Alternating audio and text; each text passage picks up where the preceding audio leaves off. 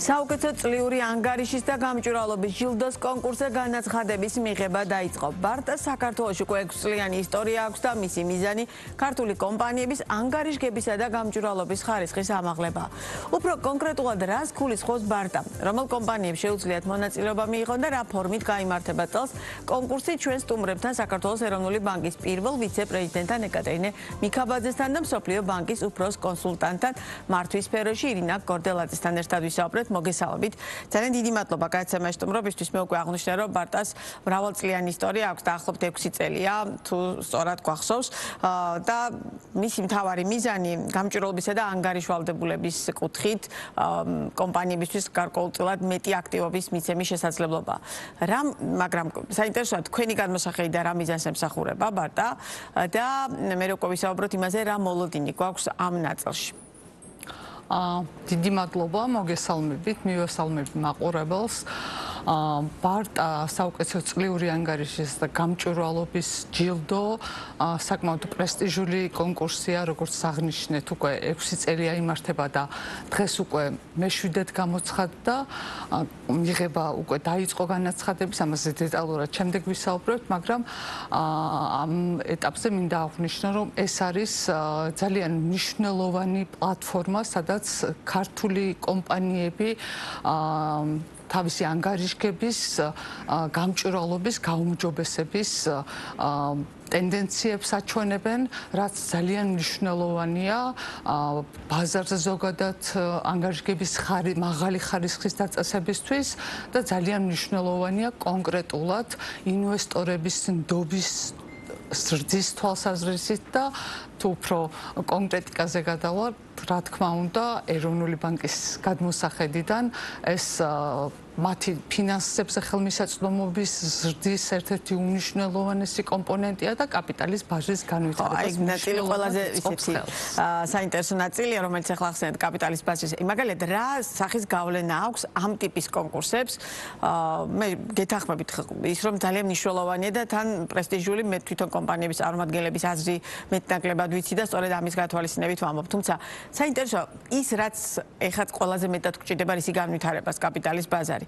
აი ამაზე რა ტიპის გავლენა აქვს ამ ტიპის კონკურსებს? მე ვიტყოდი, რომ პასუხი არის საკმაოდ მარტივი. ზოგადად კაპიტალის ბაზარი, ინვესტორები ეფუძნებიან მათთვის უმნიშვნელოვანესია ნდობა. ზედამხედველის პერსპექტივიდანაც შემიძლია გითხრათ, რომ ზედამხედველობის პრინციპებიც კი გამჭვირვალობის და ნდობის არსებობას ეფუძნება. სწორედ ნდობა კომპანიების მიმართ, რა თქმა უნდა, აღვიძებს ინვესტირების სურვილს, ბაზრის განვითარების სურვილს და სწორედ ეს არის კაპიტალის ბაზრის ანიბანი. შესაბამისად, გამჭვირვალობა, მაღალი ხარისხის ანგარიშგება არის ნდობის საფუძველი, რაც კაპიტალის ბაზრის განვითარებას უწყობს ხელს და პირდაპირი მიზეზ-შედეგობრივი კავშირი, რა თქმა უნდა, რთული იქნება ამის მტკიცებით ფორმაში თქვა, თუმცა ქართული კომპანიების ანგარიშგების ხარისხის მაღალმა ხარისხის ზრდამ გამჭვირვალობა მოიტანა სწორედ ის, რომ საკმაოდ კარგი ტენდენციებია კაპიტალის ბაზარზე. ეს ერთ-ერთი ხელშემწყობი ფაქტორია, რომელიც ინვესტორების და მომხმარებლების დაინტერესებას უწყობს ხელს. კი ბატონო, რა სიახლეებს გვთავაზობს წლევანდელი ბარტა და ვინ არიან ისინი, ვინც იღებენ მონაწილეობას, ან ვის შეუძლია მონაწილეობის მიღება, ქალბატონო? მოგესალმებით, ქალბატონო მაია, მივესალმებით ჩვენ ტელემაყურებელს. წელს ბარტა იგივე პრინციპში იგივე პრიზებს თავაზობს, იგივე ნომინაციებს თავაზობს კომპანიებს. ჩვენ შარშან შემოვიტანეთ ახალი პრიზი, ახალი ნომინაცია, რომელიც იყო საუკეთესო დებიუტანტი კომპანიის პრიზი. დანარჩენი ნომინაციები ჩამოთვლი მაინც მნიშვნელოვანი არის მაყურებლისთვის. ეს არის საუკეთესო კომპანია თითოეულ კატეგორიაში. ჩვენ 3 კატეგორიის მიხედვით გვყავს დაყოფილი კომპანიები. ეს არის მსხვილი ფინანსური კომპანიები, მსხვილი არაფინანსური კომპანიები და მცირე და საშუალო ზომის კომპანიები. აი ამ თითოეული კატეგორიიდან პრიზები იქნება როგორც საუკეთესო კომპანიისთვის, ასევე ეს იქნება წამახალისებელი პრიზი და მდგრადობის ანგარიშის პრიზი. ანუ სამივე კატეგორია მიიღებს აი ამ სამ პრიზს. ნუ ჯამში 9 გამოდის და მე-10 პრიზი ეს არის განსაკუთრებული ნომინაცია. ამ ნომინაციის ჩვენ გვინდა წავახალისოთ ახალ ბედა კომპანიები, რომლებსაც აქამდე არ მიუღიათ მონაწილეობა, როგორც ქალბატონმა მახსენა, უკვე 6 წელია მიმდინარეობს ეს კონკურსი და გვყავს ბევრი კომპანია, რომელიც წლიდან წლამდე არის მუდმივად მონაწილე. და გვინდა წავახალისოთ ახალი კომპანიები. რაც შეეხება თქვენ იკითხეთ, ვის აქვს უფლება? ესაც ამნიშნულოვანი, რომ კომპანიებმა იცოდნენ, შეუძლია თუ არა მაშინ მონაწილეობის მიღება. კი, კონკურსში მონაწილეობის შესაძლებლობა ექნება საზოგადოებრივი დაინტერესების პირებს, მოგეხსენებათ ეს არიან ბანკები, სადაზღვევო კომპანიები, არიან სახელმწიფო საწარმოები და სხვა. და ასევე მსხვილ კომპანიებს და ჯგუფებს. ეს არის ის კატეგორიები, ვისაც შეუძლია მონაწილეობის მიღება. დღეს ჩვენ ვაცხადებთ გახსნილად უკვე. ანუ დღეიდან დაიწყო განაცხადების მიღება? დაიწყო განაცხადება. და როდის სრულდება? თვის ბოლოს, ნოემბრის ბოლოს, უბრალოდ 30 ნოემბერს. 30 ნოემბერი 30 არის შესაბამისად 30 ნოემბერს სრულდება კი ბატონო. რა არის, რადგან ვახსენეთ საუკეთესო დებიუტანტი კომპანია, რა ტიპის ნომინაცია და რა შესაძლებლობას უხსნის ეს დებიუტანტს ამ ნაწილში, თუმცა ალბათ იმ ცნობილ ჩამონათვალიდან, რომელიც ახლა თქვენ ახსენეთ, რომელიმე ერთი მიმართულებით მომუშავე კომპანიას, აი ამ ნაწილში მისთვის რამდენად პრესტიჟული შეიძლება გახდეს ეს თავისი არსიდან გამომდინარე ეს სტატუსი. მე ვიტყოდი, რომ საუკეთესო დებიუტანტი კომპანია ისევე როგორც საუკეთესო პერფორმანსის მქონე კომპანია, ესეც ძალიან მნიშვნელოვანი ჯილდოა, პრიზი. ძალიან სტიმულის მიმცემია ახალი კომპანიებისთვის.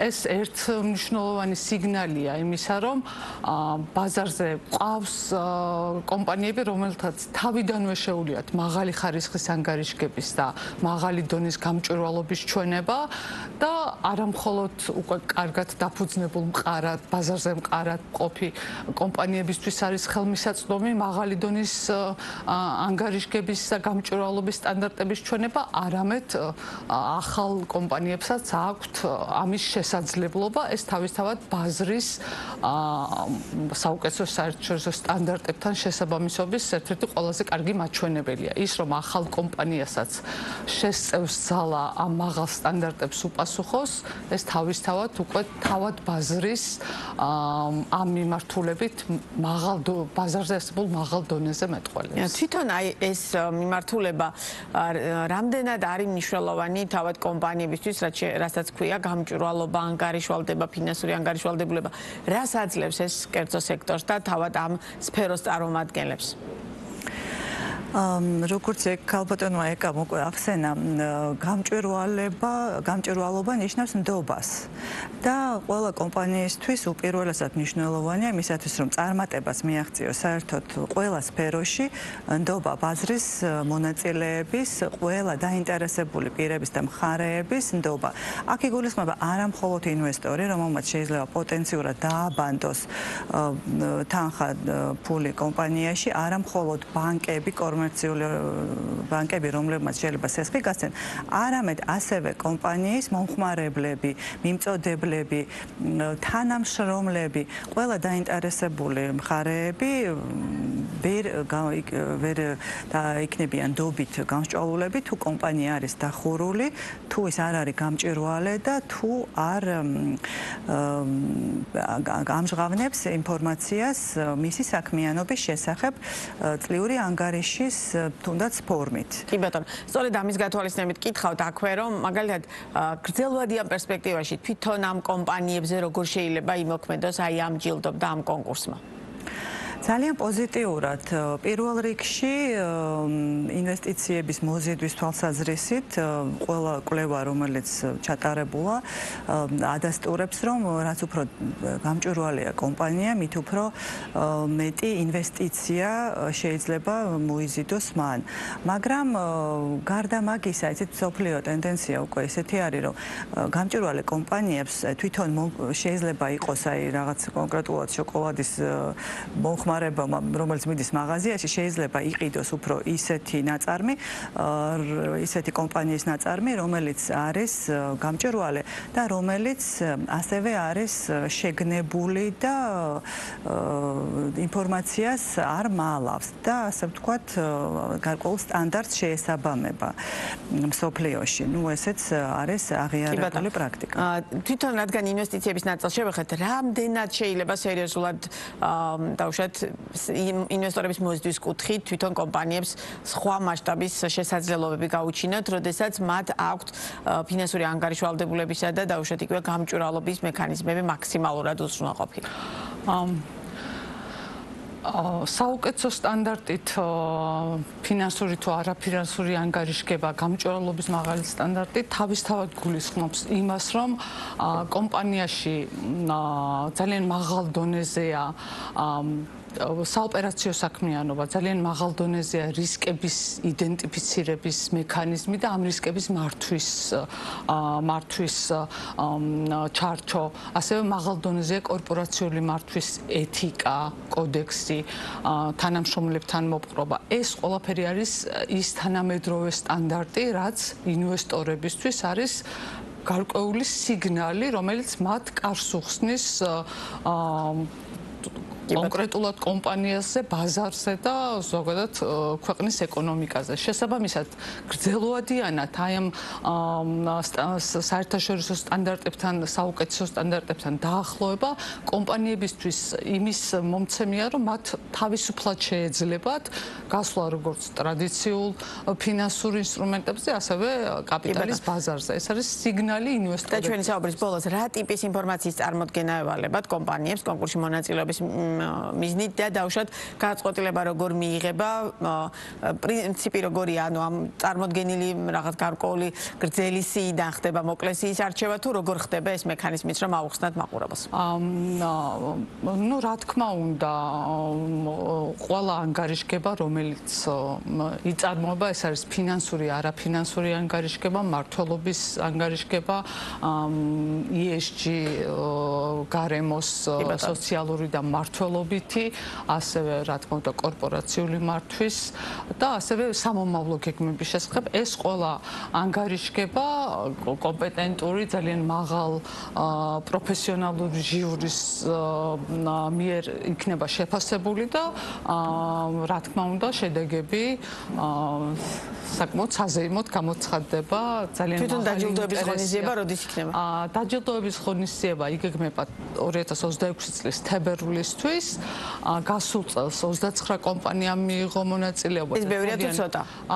საკმაოდ მნიშვნელოვანი რიცხვია, რაც მთავარია ტენდენცია არის აშკარად ზრდისკენ, ყოველწლიურად უფრო და უფრო მეტი კომპანია იღებს მონაწილეობას და ჩვენ იმედი გვაქვს, რომ წელსაც ძალიან მაღალი იქნება ინტერესი და შესაბამისად თებერვალში უკვე ერთად გამოვავლენთ და რა თქმა უნდა ბიზნეს პარტნიორი აი ამ ღონისძიებას აუცილებლად უკვე დაჯილდოების ცერემონიალს აუცილებლად გააშკებს. ძალიან დიდი მადლობა გადაცემაში სტუმრობისთვის, წარმატებებს გისურვებთ თქვენც და ამ კონკურსში მონაწილე ყველა ადამიანს და კომპანიას თავისთავად.